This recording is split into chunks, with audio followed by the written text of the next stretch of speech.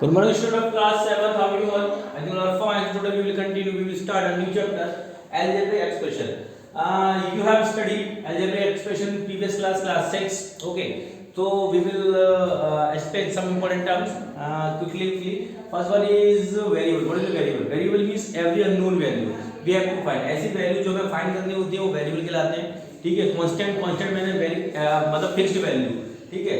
Fix value means constant. जैसे कि मैं बोलूं आपके पास 5 रुपए तो मींस आपके पास 5 रुपए तो वो कांस्टेंट हो गया. और मैं आपसे बोलूं कि आपके पास कुछ रुपए हैं, कुछ में 5 भी हो सकते हैं, 6 भी हो सकते हैं, 8 भी हो सकते हैं, 10 भी हो सकते हैं, 20 भी हो सकते हैं.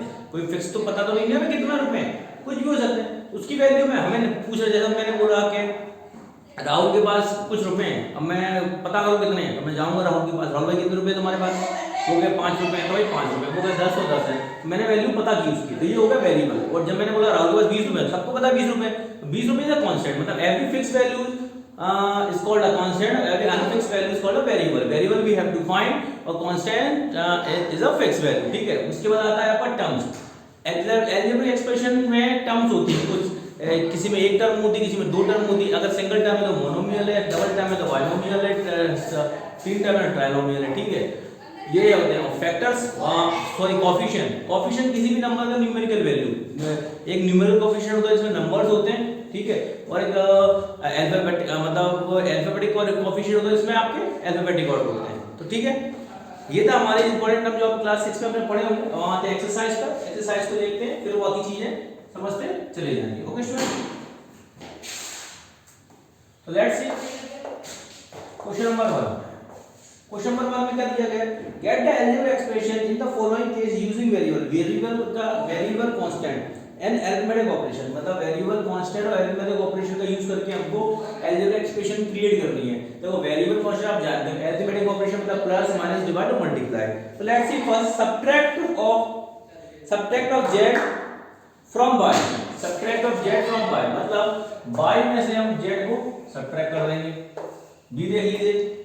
1/2 of the sum of the number x and y means x और y का क्या है? 1/2 है. ठीक है. हमें सिर्फ एक्सप्रेशन बनानी है इसमें. the number z multiply by itself, number z multiply by itself, तो क्या आएगा? z square. ठीक है.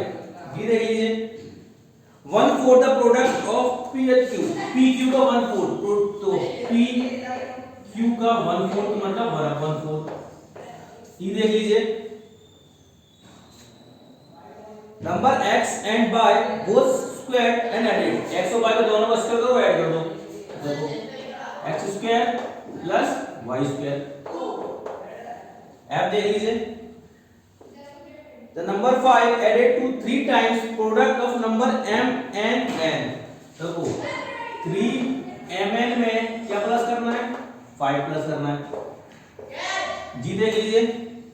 Product of number z y and z subtracted from 10. तो 10 में से y z के प्रोडक्ट को सब्ट्रैक्ट कर देंगे. ऐसे देख लीजिए. Sum of number a and b subtracted from their product. a और b को मतलब a और b को सम करके उसको प्रोडक्ट में से माइनस करना है. तो a और b का प्रोडक्ट होगा ab minus a plus b. ठीक है. तो क्वेश्चन नंबर 1 में हमने इस तरीके से अलजेब्रिक एक्सप्रेशन बनाई. Okay student. Let's see question number 2. क्या कहता है क्वेश्चन नंबर 2?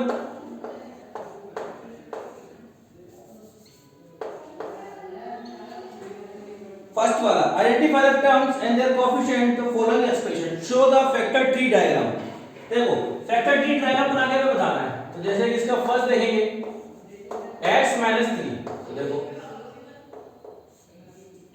ये x और ये -3. ठीक है. b देख लीजिए. ऐसा दिया गया है 1 + x + x स्क्वायर. इसको फैक्टर ट्री बनाएंगे अपन. 1 x और x स्क्वायर.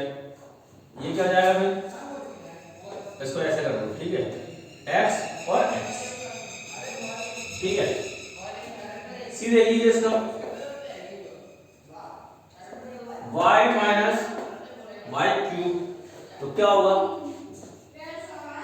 ये हो गया y और ये हो गया आपका y³. ये क्या हो जाएगा? y y और y y into y y y3. B देख लीजिए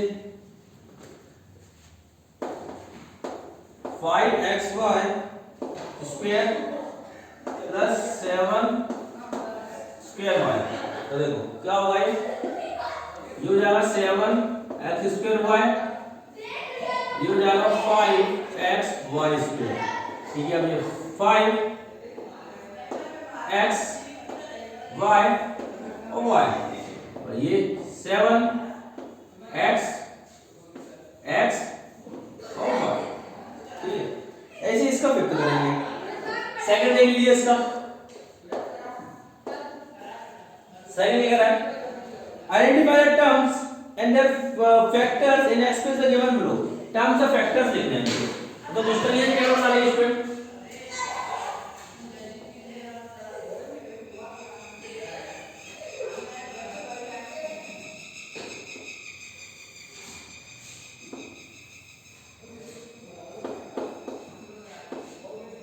टर्म्स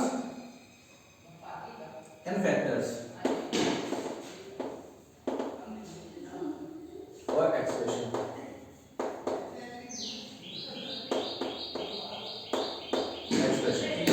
ऐसे दिया गया -4x प्लस 5।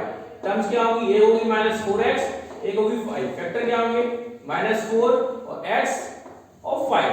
ठीक है, दूसरा क्या है -4x प्लस 5y। देखो एक टर्म होगी -4x, एक होगी आपकी 5y, जो होगी -4, x, ये होगी 5, y।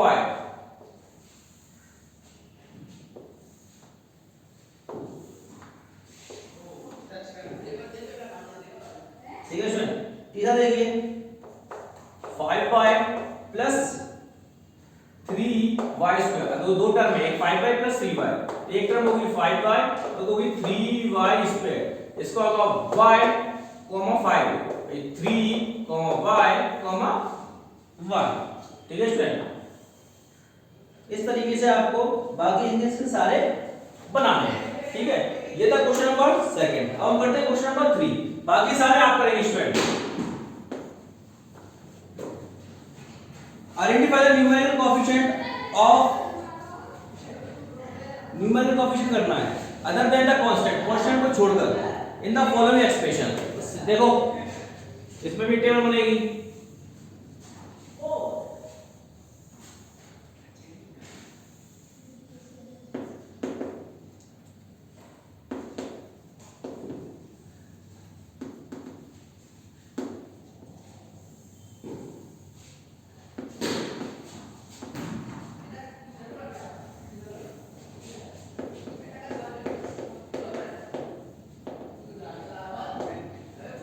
देखो क्या दिया एक्सप्रेशन 5 3t स्क्वायर। अब उसने बोला कांस्टेंट को छोड़ के हमें क्या करना है, टर्म्स लिखनी है। तो देखो -3t स्क्वायर। ठीक है, तो कांस्टेंट छोड़ दिया, x का कोएफिशिएंट क्या होगा -3, ये होगा न्यूमेरिकल कोएफिशिएंट। ठीक है, उसके बाद दिया गया है 1 plus t square plus t cube. तो क्या टर्म होगी, एक होगी t स्क्वायर और t3, क्या होगी 1 1 1। जब भी कोई वेरिएबल सिंगल दिखाता है तो उसका कोएफिशिएंट क्या होता है, ऑलवेज न्यूमेरिकल कोएफिशिएंट होगा 1। ठीक है, उसके बाद क्या लिखा हुआ है x plus 2xy plus 3y। Term क्या होगी इसमें x 2xy और 3y। ओके स्टूडेंट, तो कोएफिशिएंट क्या होगा इसका 1 और इसका होगा 2, इसका होगा 3। तो ऐसे ही बाकी के सारे टेबल आपको इसकी बनानी है। Okay student, let's see question number 4। Question number 4 है identify the term contain x and coefficient of x। मतलब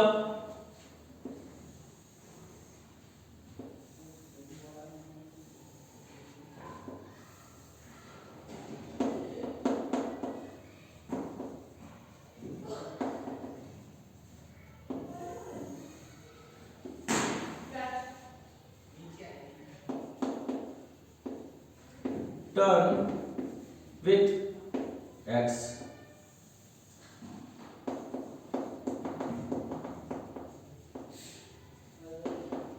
कोएफिशिएंट ऑफ x। ठीक है, अब देखो y square x plus y, देखो x किसमें, उस टर्म को लिखेंगे किसमें, y स्क्वायर x, और x का कोएफिशिएंट क्या है, y square. Okay student, second है लीजिए इसका क्या दिया गया है, 13y स्क्वायर माइनस 8yx। अब देखो x इसमें, x है माइनस 8yx और कोएफिशिएंट क्या होगा, माइनस 8y। ठीक है स्टूडेंट, उसको देख लीजिए थर्ड इसका, x plus y plus 2, x y term तो क्या होगा, x कोएफिशिएंट होगा 1। ओके, ये था इसका 1। अब इसका सेकंड दिया गया है, उसमें भी टेबल बननी है, उसमें भी क्या लिखना है, उसमें भी लिखना है इंडिपेंडेंट y स्क्वायर की term.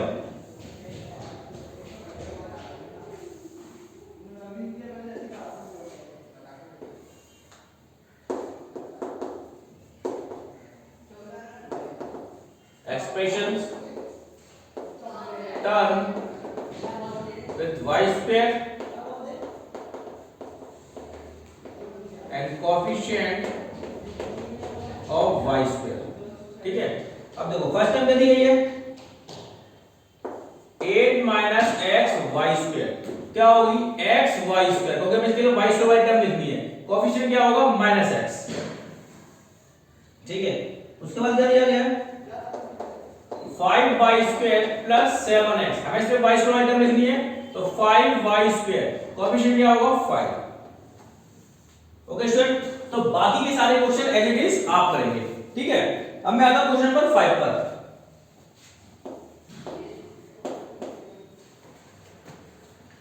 Classify the into the monomial, binomial, trinomial. अब हमें मोनोमियल, बाइनोमियल, ट्राइनोमियल लिखने हैं। मोनोमियल मतलब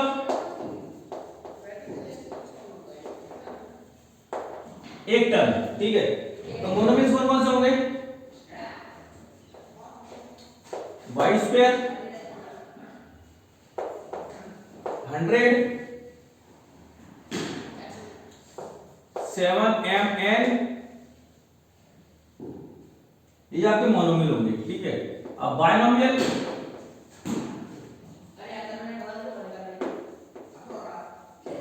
बाइनोमियल मतलब टू टर्म्स और एक arithmetic operation, mathematically arithmetic operation. ठीक है ना, जैसे कि 4y माइनस 7z कॉमा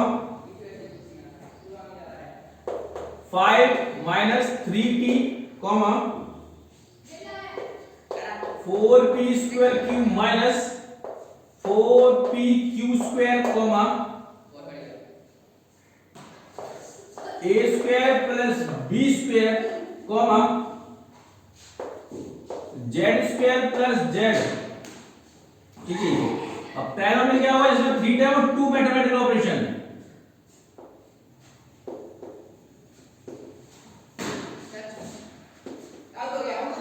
देखो x plus y minus x y comma a b minus a minus b comma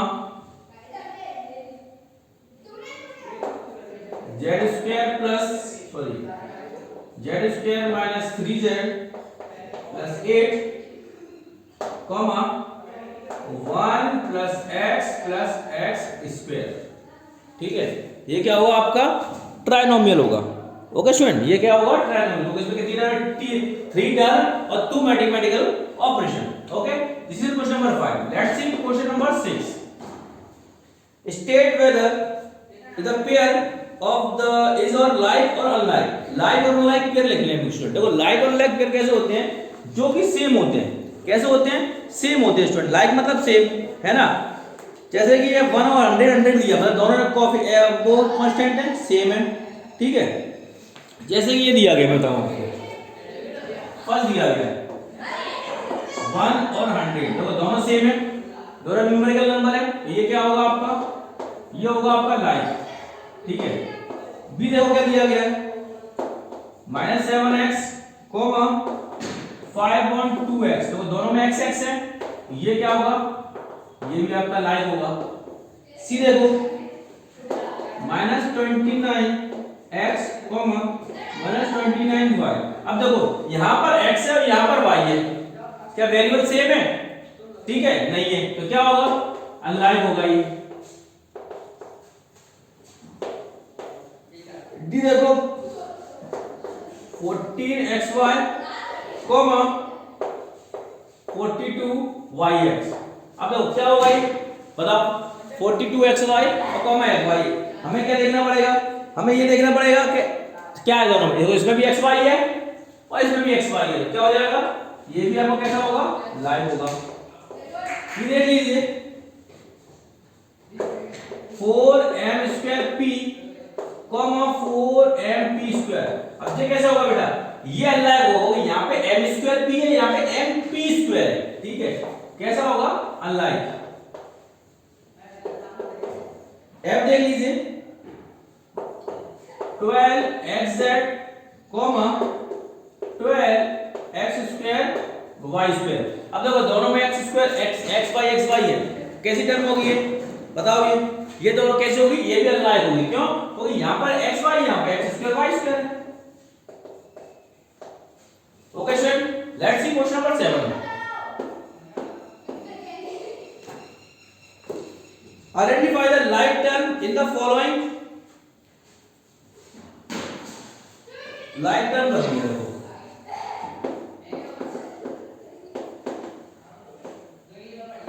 Like terms पहला है, देखो तुम मुझे like terms होंगी।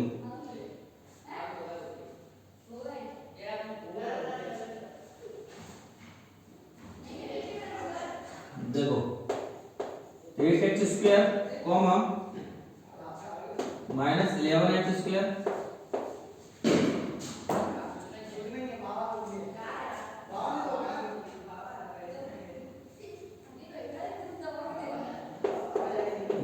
-11xy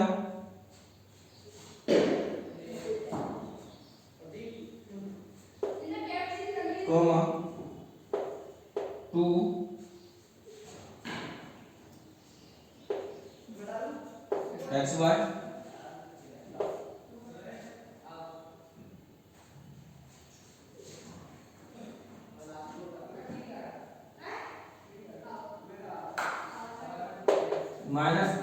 -xy2 comma 2xy2।